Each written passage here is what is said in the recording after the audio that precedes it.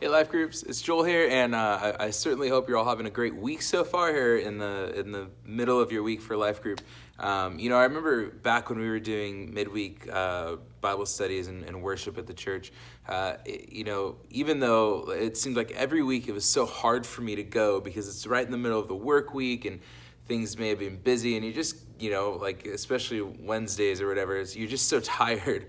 And a lot of times it would have just felt like it'd be so much easier just to stay home and watch Netflix or something. But I always found that coming and worshiping with the body and hearing the word, discussing the word, all of that stuff that would happen, it was always just so spiritually enriching. It was like kind of a midweek fuel up for me, even though I have a regular devotion time and things like that, and we have Sunday mornings. Just that extra fellowship of coming together was so necessary.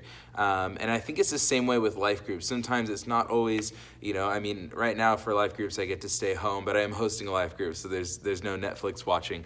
But even though it might be hard to get out or take time in the middle of the week, it's such a spiritual fuel up for me just to be around the body, be around other believers, get outside of my own life and get other people's perspective on the Word of God, and just get to come and worship together. So I love life groups for this purpose, and I think they could really help just continue to stir and awaken us for the gospel. And as Hebrews chapter 10 says, as the day draws near, don't forsake that fellowship together to stir one another up for love and good works as the day of the Lord is drawing near. And that's really what the sermon was about on Sunday morning. My hope is that Psalm 107 stirs us and awakens our soul to the wonder and just awe of the gospel again, that we wouldn't forget how amazing the miracle of our salvation is. And so I wanted you guys to talk about that tonight,